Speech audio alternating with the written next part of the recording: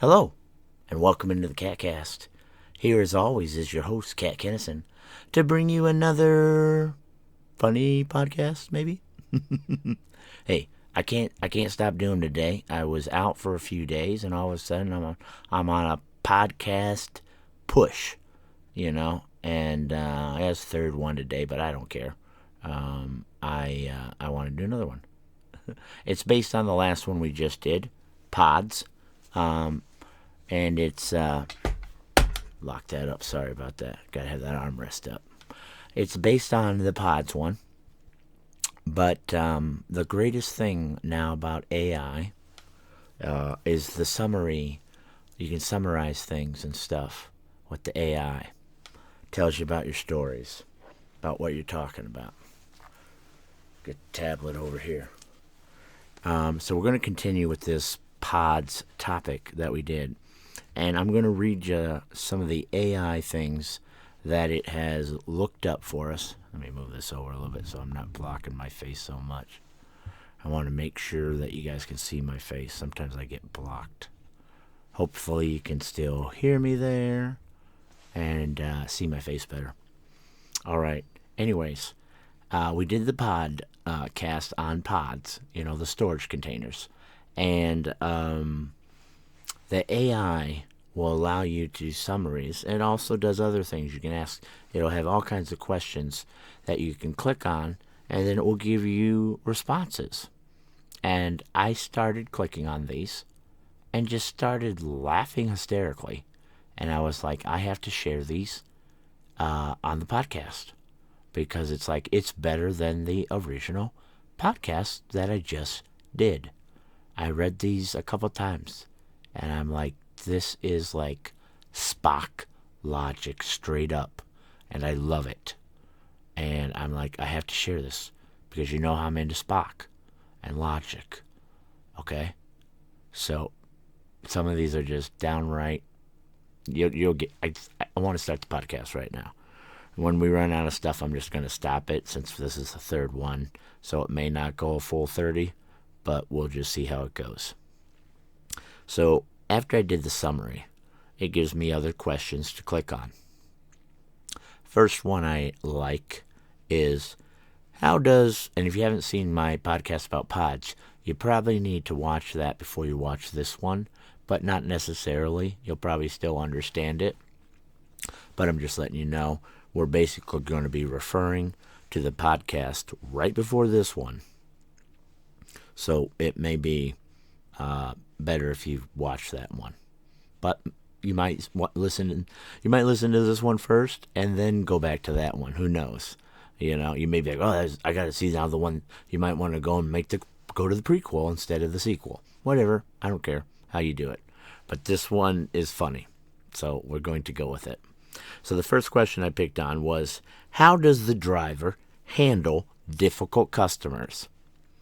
And the response by the AI is, the driver in the video handles difficult customers with a mix of assertiveness, strategic communication, and sometimes a bit of resigned acceptance of the absurdity of the situation. I know, it's kind of convoluted, but it does make sense. Let's continue.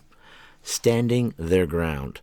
When customer at the Pylon House insisted he could fit the pod despite the narrow space and refused to spot him, the driver attempted it, and upon realizing it wouldn't work, he stopped and stated, "I'm done," holding them accountable for their actions in refusing to help him. Threatening to involve authorities. In the pod blocker incident, when a customer blocked his truck and refused to move their car, the driver threatened to call the police for being held against his will, which prompted the customer to move. He also strategically gave a speculative pickup date to appease the customer. He lied. He lied. Speculative. He just made it up. Learning from experience. This is the best one. After the "don't worry about the wire" incident, the driver learned not to trust customers' reassurances about potential hazards. He now insists on his professional judgment, stating, I ain't ever going to listen to somebody again that says, don't worry about that wire. Yeah, it's my job to worry about wires. It's so logical, right? Next time somebody says that, no, that's my job, is to worry about those wires. I'm going to worry about that wire, okay? In not engaging in blame game, in the you broke door guy scenario, the driver didn't argue with the customer who falsely accused him of breaking the door. He simply took the broken pod back to the warehouse, understanding that PODS wouldn't hold the customer responsible anyways. Accepting unclear instructions. For the no sidewalk story, the driver just picked the side of the driveway and placed the pod when faced with a contradictory instruction to place it next to the sidewalk where there was no sidewalk. It's so simple, right? So what was the next one? They have ones like, what's the Podzilla for? I didn't click on that. I know what the Podzilla is for. That's how you lay the pod down, duh. How do customers endanger drivers? I didn't go with that one either. I went with, why is the red hat significant? I'm like, red hat? What is he talking about, red hat? I was wearing a yellow hat. So somehow it got red hat. I need to watch that podcast back and see if I said something about it being red. Oh. Red is the character. Duh. The character's name is Red. The red hat is significant because the host Cat wears it from Fraggle Rock to aid with the humor of the podcast. He also mentions liking the balls, the way...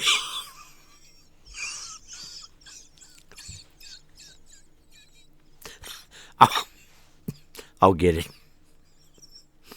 He also mentions liking the balls, the way they bounce around and stuff.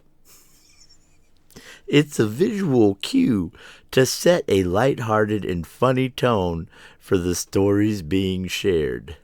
And if you remember, the balls were those little puffs of hair that were in like little wraps. But the way the AI described it was so good. He also mentions liking the balls.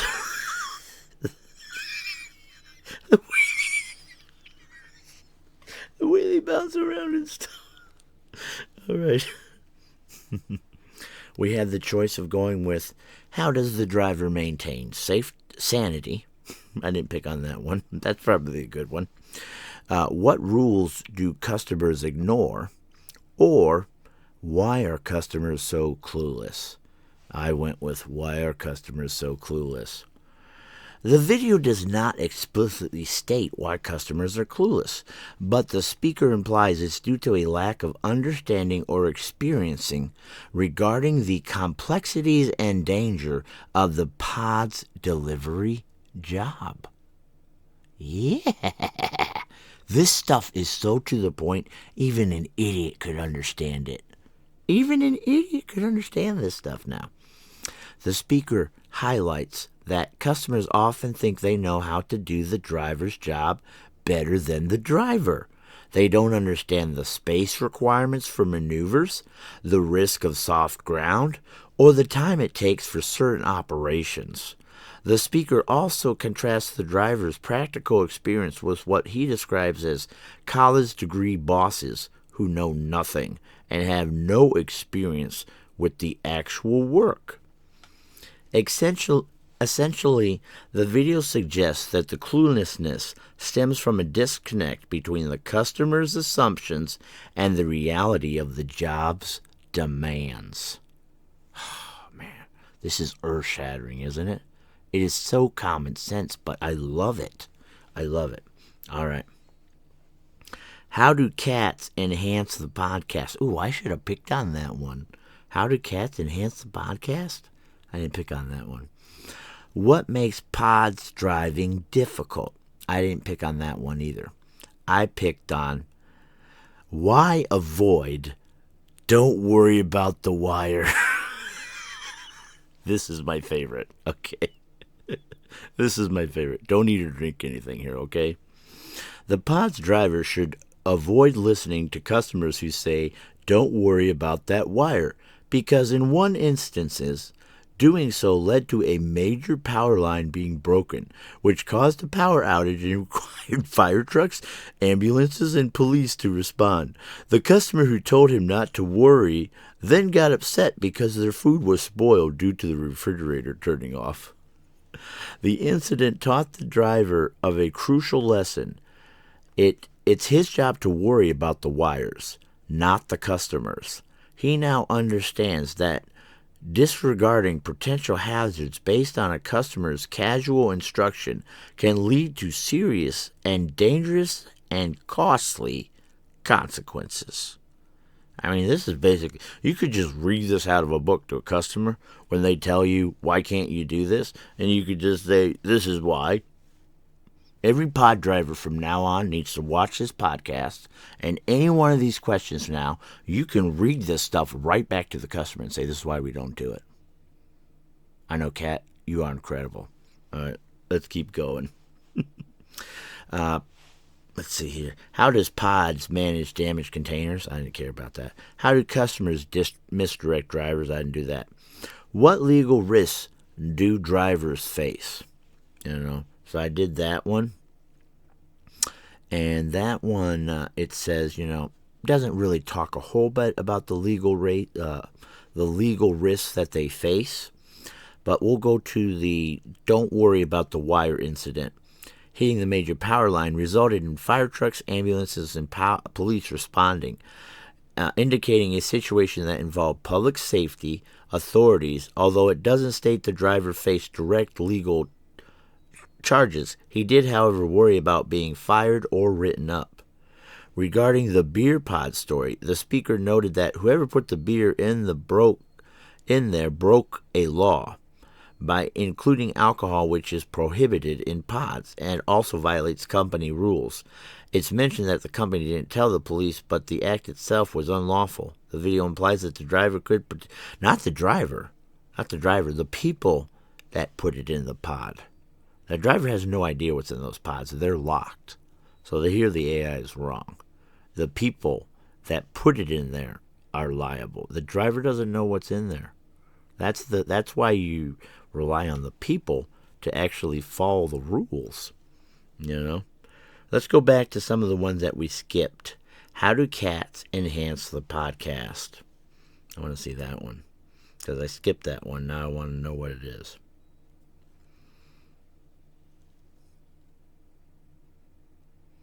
Cat enhances the podcast in several ways, contributing to its humor and engaging nature. Additional personal commentary and spin. Cat injects his own funny spin and voice into the stories told by his friend, making them more entertaining. For example, he offers humorous advice on how his friend could have handled the "you broke door guy" situation for personal gain. Incorporating live elements, he points out his cat Kitty running on the wheel in the background, adding a spontaneous and endearing touch to the recording.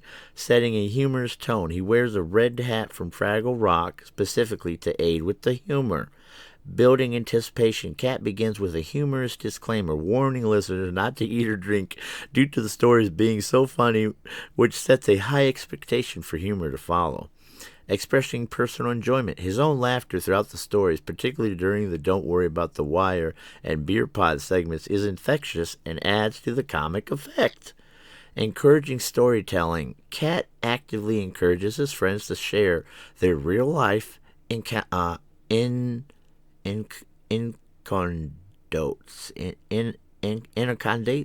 I should know this word. Anecdotes. I can't pronounce it. Recognizing their potential to make people laugh. Maintaining pacing. He keeps an eye on the time to ensure the podcast flows well and all 6 stories are told efficiently. Engaging outro. He concludes the podcast by expressing his enjoyment and encourages listeners to return using his catchphrase, "The Catcast is very contagious." Chubba-cha. Bye now. That's my catchphrase now. The catcast is very contagious. They just said that's my catchphrase.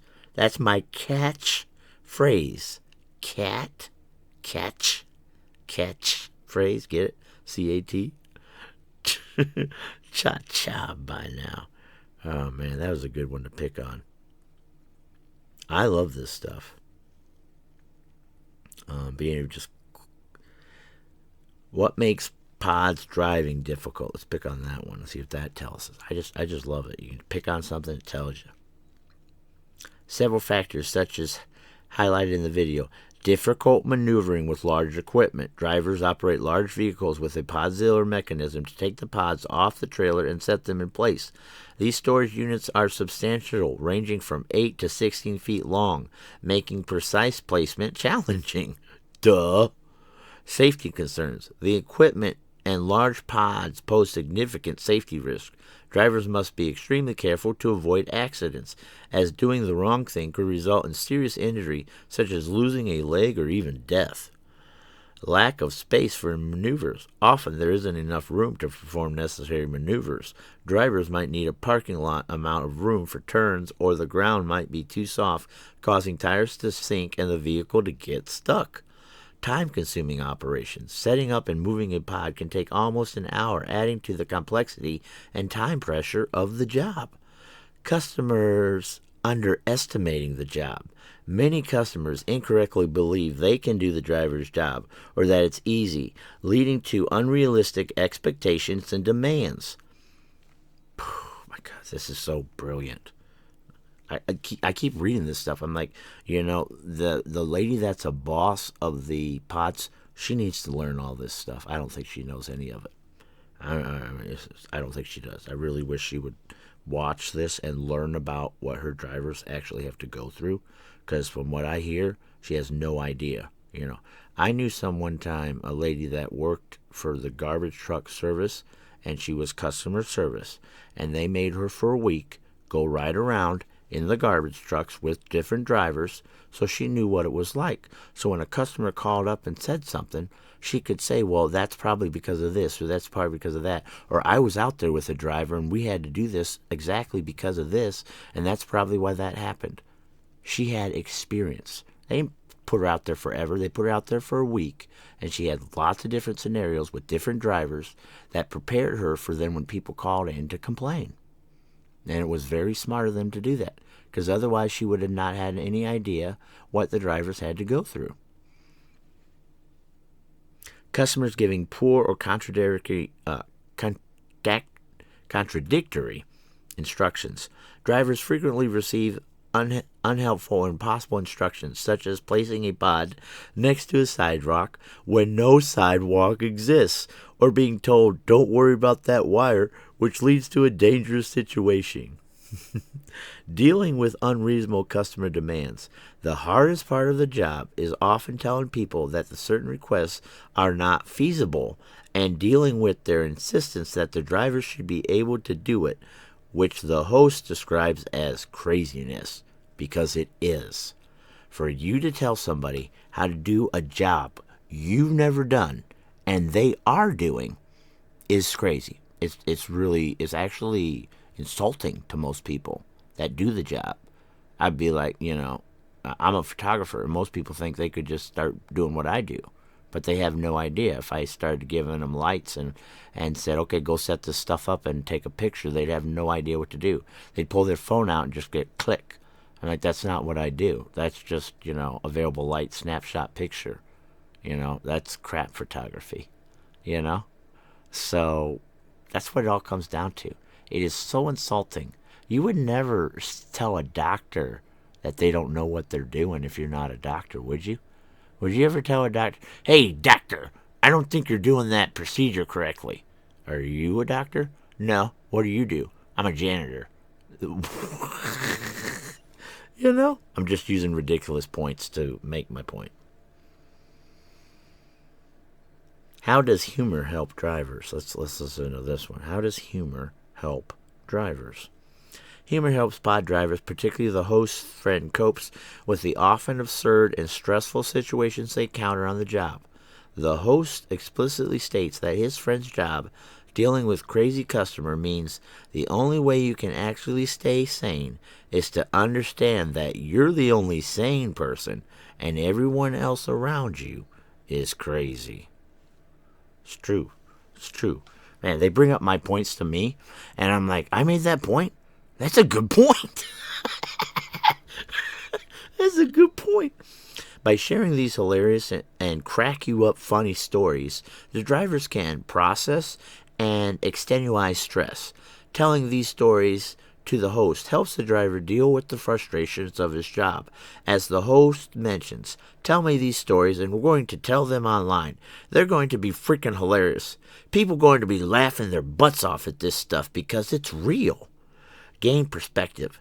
The host helps his friends see that the humor in his daily challenges, reminding him that there are worse jobs, but at least he has these good stories to tell.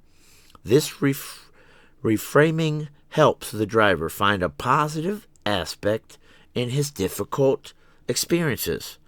Find common ground. By sharing these relatable and often unbelievable anecdotes, and I think it's anecdotes. The driver can connect with others who might also deal with similar workplace absurdities. Oh, yeah, that's good.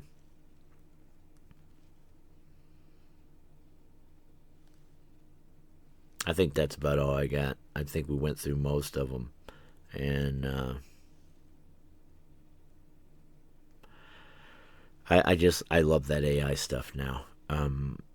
It really adds to being able to really analyze a video that I made, and then even a video that I made as I am reading some of this stuff back, I am amazed at how well it does of analyzing what I say. It's and then it makes me reanalyze what I said by how it reworded it. It's intriguing to me. I do not like AI voices, but I do like AI text because it does a pretty neat job. It's just being able to click on, things. It does take away a little bit of the research that people used to have to do, and now you can just get to it quickly. Is that a bad thing? The fact that you can get to things faster and more efficiently? I don't know yet. It depends on if minds still process the information in a way where it's not just accepting the information. You still need to be able to analyze the information and not just incorporate it without analyzation, because that's where you can have people then just get brainwashed, and that's what we don't want. We want free thinkers and people who can make decisions for themselves, that aren't told what they have to believe, and will find sometimes their opinion will change based on more information.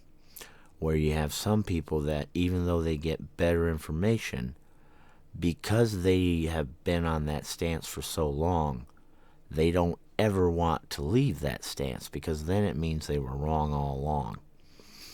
So they will drive off a cliff rather than stop and turn around, because they don't want to believe what they believe is wrong, if that makes sense to you. And it's deep, it's thought-provoking. It wasn't where I was going to go after we talked about this episode, but the more you think about things, the more I analyze things. And even today with my CB app, I'm processing things very quickly in my head. A lot of times I am ahead of what is even happening, and I am processing it. Now, there was a time tonight when some information came in, that I had not heard. And I had to really think about that information. And I get real quiet when I'm thinking, because I can't talk and think at the same time a lot of times. So I just sit there and I'm quiet. If I'm sitting there and I'm quiet, I'm thinking, I'm processing, because I'm a loudmouth and I talk all the time. So if I'm not talking, it's usually because I'm thinking. And it's amazing how my mind is 3 steps ahead of where people are at, but I'm like already ahead of that. And then they bring it up to me, and I'm like, oh, I was already there. But I don't like to let everybody know that. I don't know, it's just a technique I use. You see a lot of therapists that will not straight up tell people stuff. They want them to realize it, which is interesting. And there are other times when I'll just straight up tell somebody something and see how they react. And just see what their eyes do. If I can see a person, their body language, I can process a lot more. Unless they're an actor and they're real good at hiding their emotions, I can see things that a lot of people will not see. And it's probably because I'm a photographer and I'm super visual, and I can just look right at someone, almost through them. If they can't look you in the eyes, that's a big one for Cat. Like, I'm going to look you dead in the eyes, and I expect you to look me dead back, unless you got Asperger's. And if you can't look in my eyes, I know they're not beautiful, but if you can't look at them, there's a reason. That's just the way it is, because Cat is a very eye contact person. And I don't know what it is about the eyes, but they are, what are they? The windows into our souls, they say. You can't deceive people a lot of times. You ever see Judge Judy? She'll look right into their eyes when she's asking them questions, because she can do the same thing. She can tell when people are full of crapola or when they're telling the truth just by looking at those eyes. I think we're almost out of time, but we almost did a complete 30, no problem. I'm getting real good at these now, and I'm really enjoying them, and that's why I did 3 today. I did 1, and then I was like, I want to do something fun, so I did another one. And then after doing that one, I was looking at the AI stuff, and I was like, I'll do another one. Because there's a lot of drama on the channel, and I'm like, I'd rather do a podcast where there's no drama and there's just Cat talking. I don't have to worry about any drama. Just me and the camera and the mic talking to you guys. So, yeah. What do you guys think? Am I doing too many? 3 a day might be too many. But I hadn't done any for a few days, so now I'm back on track, right? Cha-ba-cha? That's like only taking 1 day off now, because that's what I usually do. I'm like a 6-day-a-week potter. 6-day-a-week potter. I guess caster. I'm a 6-day-a-week caster. I take 1 day off, maybe 2 at the most, but 3, 4, something's wrong with Cat if I'm taking that long off. Either I better be doing a lot of photography, or I better be busy as heck doing something if I'm taking that much time off. All right, this is Cat Kennison. You've been watching the Catcast. I love you guys as always. Please come back and enjoy the show again. We'll see you tomorrow. Cha-ba-cha. This is the last one for today, I promise. Bye now.